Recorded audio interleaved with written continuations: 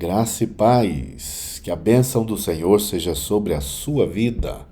Hoje, 25 de julho, desejo a você uma semana abençoadíssima. Que essa bênção também alcance todas as pessoas que você ama, que você quer bem, que fazem parte da sua família.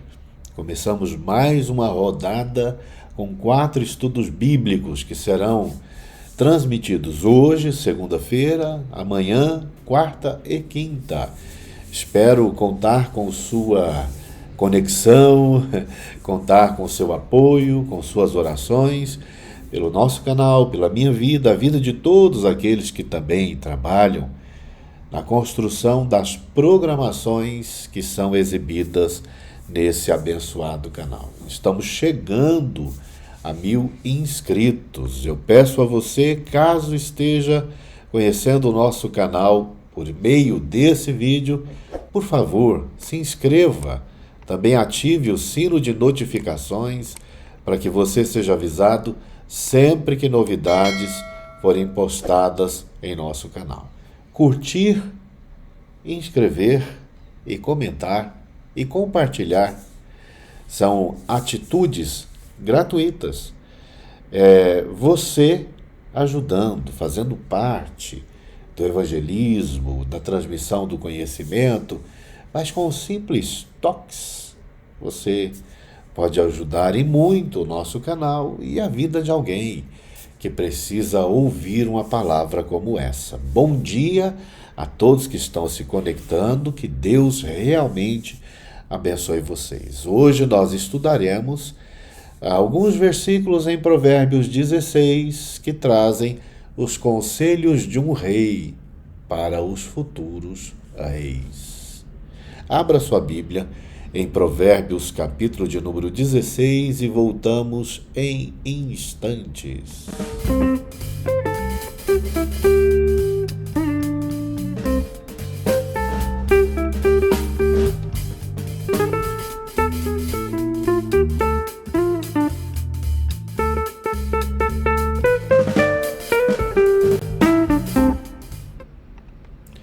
Amém. Provérbios, capítulo de número 16.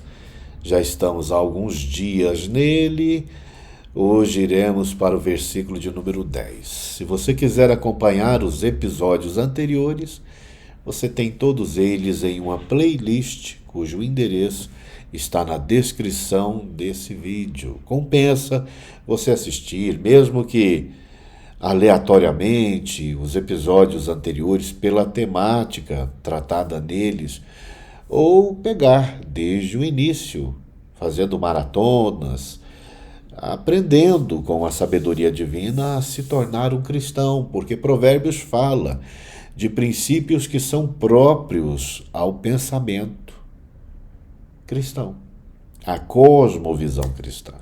E nós precisamos desenvolver uma cultura cristã, uma cosmovisão cristã. Precisamos aprender como a Bíblia nos inspira a viver. E aqui hoje nós temos algumas recomendações para aqueles que assumem figura de poder, posição de poder. Poderíamos pensar que esses conselhos serviriam para todas as pessoas que têm autoridade. Em algum grau, de fato, servem. Mas é claro que Salomão, um rei que governou Israel por 40 anos, ele sucedeu ao seu pai, o grande rei Davi, figura que se tornou mitológica para o povo de Israel e que representa o reino justo futuro que há de vir sobre a terra durante o milênio. E sucedeu também Davi, o rei Saul, que foi o primeiro governantes de Israel. Esses 3 reis governaram 40 anos, então o governo deles percorreu 120 anos. E Salomão, o mais sábio entre eles, enquanto seu pai Davi compunha canções, não que Salomão não as tenha construído, mas as canções de Salomão não se tornaram salmos, apenas uma se tornou salmo. Seu pai, pelo contrário, escreveu no mínimo 73 canções que se tornaram canções bíblicas. ou ao menos as escolhidas para se tornarem bíblicas. Mas Salomão escreveu milhares de provérbios, dentre os quais grande parte se encontra colecionada e nos foi apresentada por meio do livro de Provérbios, Eclesiastes e também o livro de Cantares de Salomão. Esse rei muito sábio escreveu conselhos úteis para aqueles que figurassem autoridade sobre o povo de Israel. Ele deixou no livro de Provérbios 42 conselhos. Aqui, ou 42 versículos, trazendo conselhos aos reis. Você encontra esses conselhos aqui, Provérbios 16. Existe um conselho também que já foi lido em Provérbios 8:15, também outro que já foi estudado em Provérbios 14:28. Ainda estudaremos o conselho de Provérbios 19:12. No capítulo 20, logo na sequência, nós temos conselhos no versículo 2, 8, 26, 28. No capítulo 21, tem um conselho, logo no primeiro versículo. No 22, outro conselho, no versículo 11. No capítulo 23, nós temos 3 versículos envolvidos em conselhos ao rei. Versículo 1, 2 e 3. No capítulo 24, nós temos mais 2 conselhos, o versículo 21 e o versículo 22. No 25, temos talvez maior grupo de conselhos, do versículo 2 ao versículo de número 7. Temos conselhos também no capítulo 28, versículo 15 e 16. No 29, o 2 e o 4, o 12 e o 14. No capítulo 30, versículos 22, 27, 31. E, de fato, no 31, a maior composição de conselhos aos reis. São 6 versículos, do 2 ao versículo de número 8. Aqui nós teremos os versículos de número 10, 12, 13, 14 e 15. Vamos lê-los. Nos lábios do rei se acham decisões autorizadas. No julgar, não transgrida, pois a sua boca. Aqui a gente tem uma afirmação e tem uma advertência. A afirmação nos diz que nos lábios do rei existem decisões de poder, decisões autorizadas. É próprio do rei, nós não vivemos em um sistema monárquico. Em nosso país, em um sistema de presidencialismo, as decisões do presidente podem ser discutidas pelo povo, elas são votadas pelo Senado, pelas casas dos deputados federais. Então, existem muitos questionando as decisões de um rei e ajudando o rei a tomar decisão. Um grupo muito grande no Brasil, centenas de políticos escolhidos pela população ajudam da regência do país. Entretanto, o rei tem o maior poder, ou o presidente teria o maior poder na nação. Então, aqui não se aplica muito bem integralmente ao caso do nosso país, mas, entretanto, nós temos aqui uma afirmação que valeria para todas essas figuras de poder, aqueles que trabalham na regência de nações. Veja só, os lábios do rei se acham decisões autorizadas. A fala do rei é uma fala de poder e ele deve ser respeitado. Você verá nos versículos mais abaixo que no caso dos reis, principalmente no tempo de Salomão, ainda que sabemos que ali pelo lado do Oriente Médio tem muito rei, e esses versículos vão se aplicar claramente a esses reis que são detentores de poder colossal.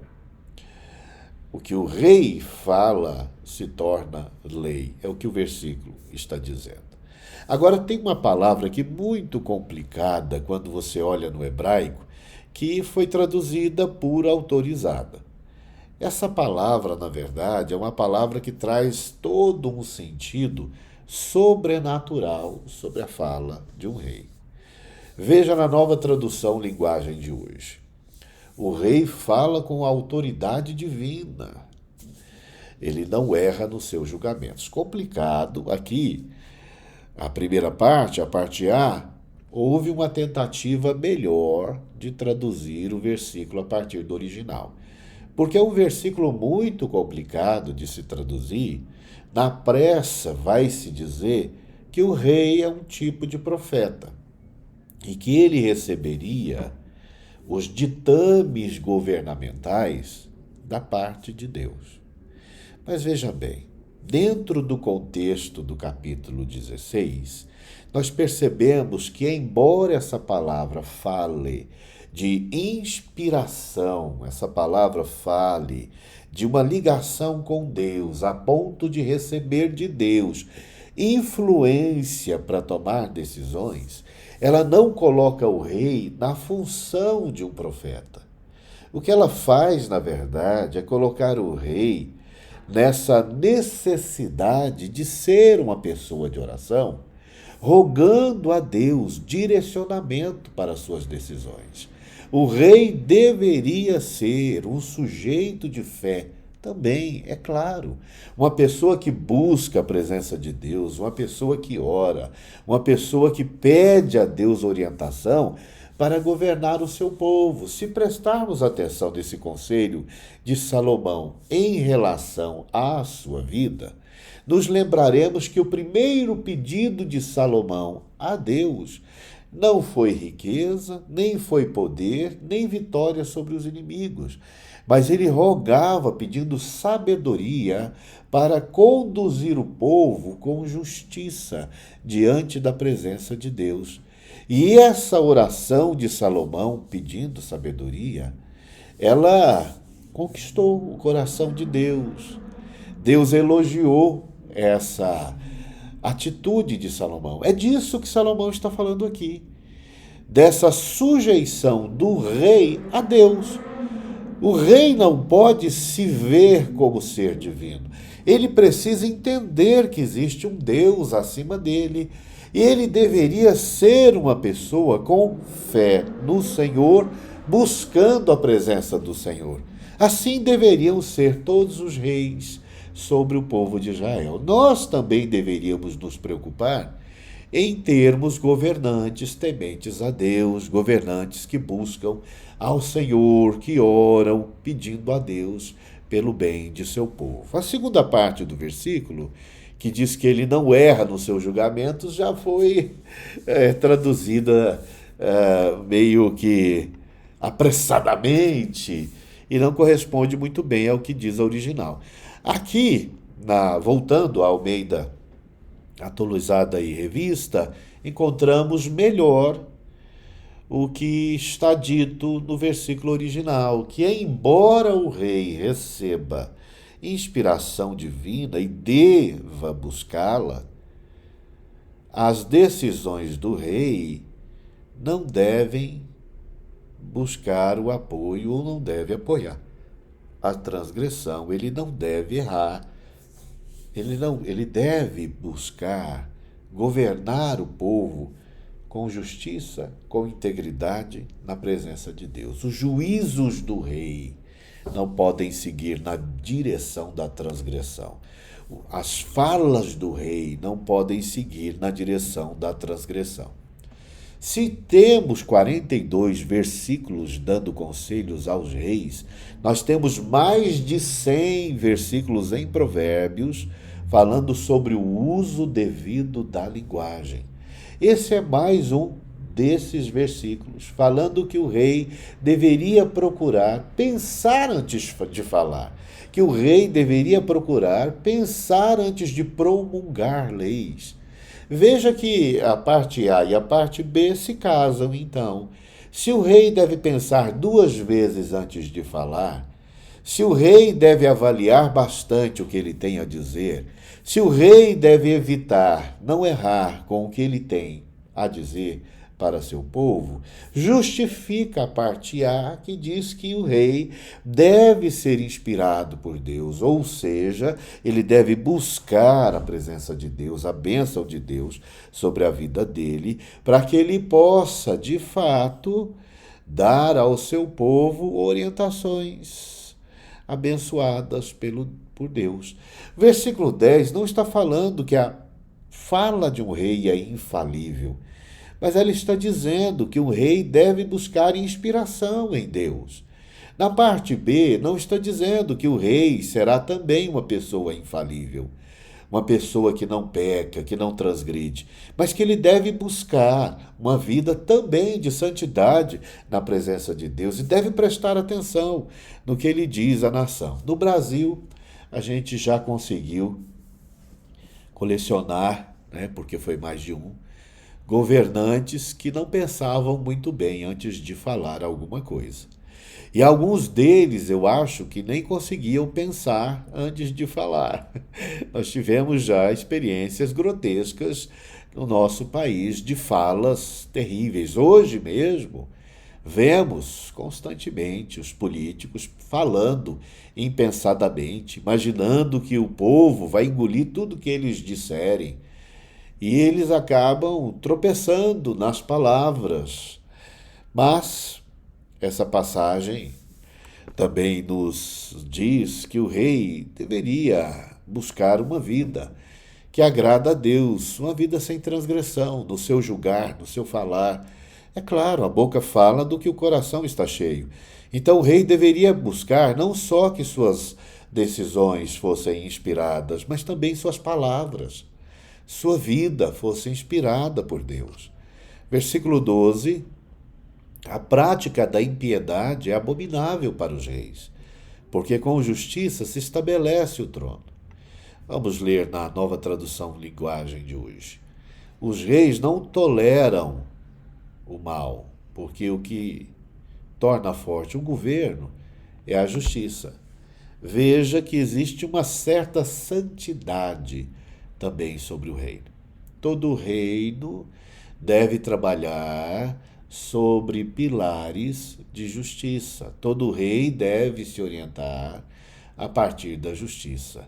Um rei criminoso, um rei que propaga o crime, que defende o crime, um rei que não pune o crime, um rei que anda por caminhos pecaminosos, é um rei que ameaça o futuro de sua nação. O rei deveria buscar um comportamento de santidade também ao governar o seu povo. E não é uma santidade meramente religiosa, mas de fato moral. É a busca por uma personalidade íntegra, um caráter íntegro. O rei, governando sobre o seu povo, deve ser um exemplo para todos eles. Isso é muito estranho, porque no Brasil nós estamos acostumados com uma política corrompida. Uma política que sempre, ou quase sempre, nos decepciona. Não é por isso que deixaremos de votar. Sempre iremos escolher. Ainda que, na maioria das vezes, escolhemos dos males o menor. Mas precisamos escolher. Embora no Brasil, muitas vezes, sabidamente, alguns políticos estão envolvidos em corrupção, envolvidos em crime, envolvidos com facções, envolvidos com bandidagem, envolvidos com coisas graves e ainda assim a população vota nessa turma. É claro que existe entre os políticos uma estratégia de levantar acusações falsas. Houve um tempo que eram construídos dossiês falsos, tentando derrubar o candidato adversário.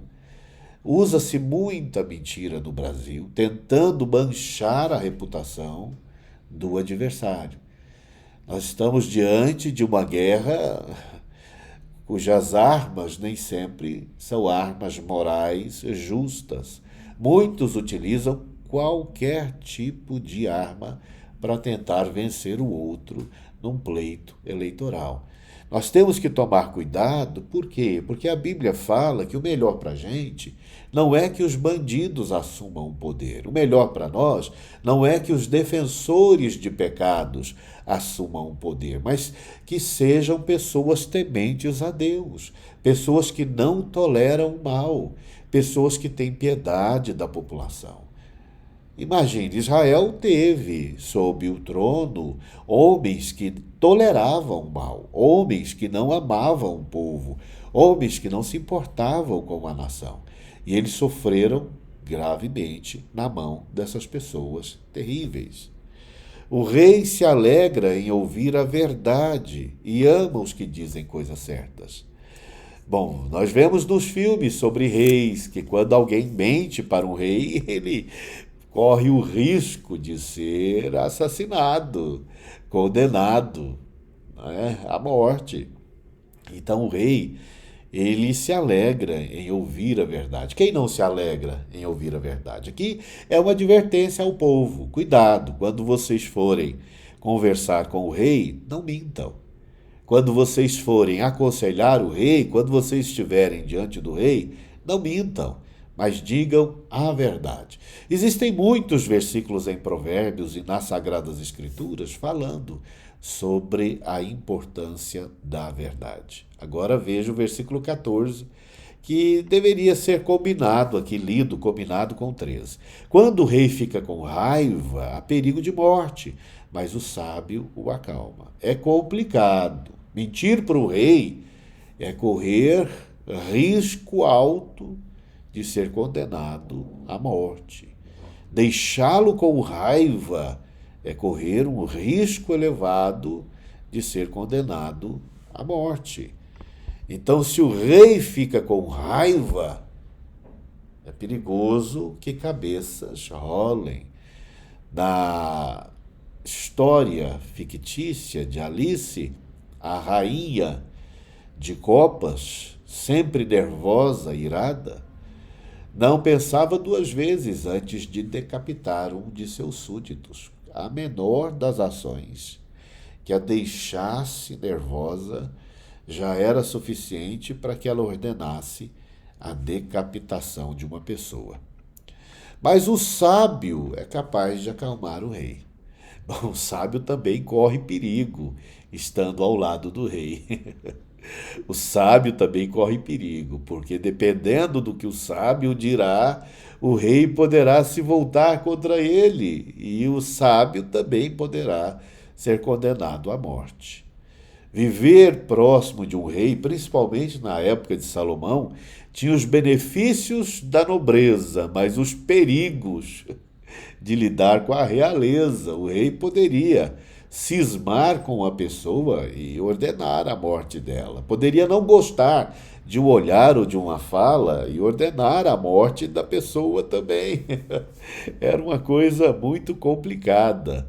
Mas o sábio, você já deve ter assistido a algum filme. Eu lembro de uma série que tinha um sábio que conseguia acalmar reis nervosos, reis complicados, rainhas complicadas. E ele, com sua sabedoria, passava perto da morte constantemente. E o último dos conselhos: quando um rei fica contente, há vida. A sua bondade é como a chuva da primavera. Um rei nervoso, perigo de morte. Um rei feliz, vida. O estado emocional do rei era muito importante.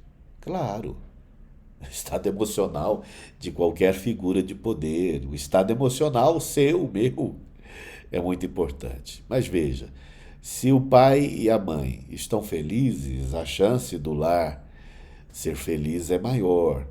Se o professor está feliz, a chance de sua turma não sofrer em sua mão é maior.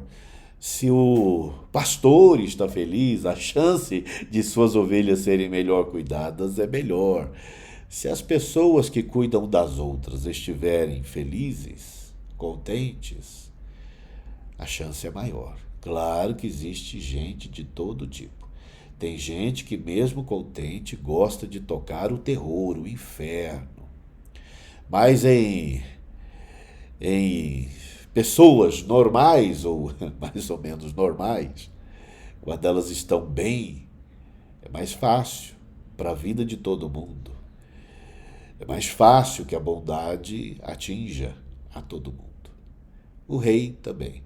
É por isso que a Bíblia fala para orar pelo rei, pelos filhos do rei, pela família do rei. Ela fala para orar por essas figuras de poder, porque se a vida deles não for tão complicada, talvez a nossa também não seja. É sempre importante estarmos orando e abençoando essas figuras de poder que governam sobre nós. Vamos orar pelo nosso presidente, orar por todos os políticos, mesmo que você não goste de nenhum. Se você gosta de você, ore por eles. Você não tem que amá-los, mas você precisa abençoá-los. Abençoando aqueles que estão em poder, nós temos uma chance maior da nossa vida não ser tão ruim. Por causa deles, é claro. Pai, oramos pedindo a bênção do Senhor por todos os que ocupam poder no Brasil. Até aqueles de quem eu não gosto, mas estão no poder, eu oro por ele. Pedindo ao Senhor a bênção, pedindo ao Senhor a graça, iluminação, pedindo ao Senhor que toque no coração deles, para que não sejam corrompidos e corrompedores, pessoas envolvidas em corrupção, mas que sejam pessoas melhores, pessoas que pensam no povo, se compadecem. O que mais vemos, Pai, é a ausência disso tudo. Tenha piedade de nós que estamos nas mãos deles. E tenha piedade deles que muitas vezes estão tão perdidos, enlouquecidos por causa de dinheiro. Abra os olhos deles, o coração, que eles possam ter misericórdia, compaixão. Eu sei que muitos ali são psicopatas, mas aqueles que não são, até esses que são, que o Senhor possa operar neles por nossa causa, por causa do povo sofrido, muitas vezes judiado, abandonado, o povo que padece debaixo de leis injustas. Que o Senhor tenha misericórdia de nós e abençoe a todos eles. Para o bem da nação, Pai. Nos abençoe também em escolhas melhores. Que o Senhor nos inspire a todos no uso da nossa liberdade, de escolher melhor. Em nome de Jesus. Amém. Deus abençoe sua vida.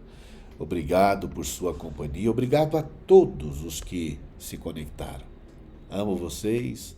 Saudade de vocês. Compartilhem. Deixem seus comentários. Deus abençoe a todos. Viva com sabedoria. Seja você um súdito, seja você um rei. Até o rei precisa de sabedoria. Deus abençoe. Até amanhã.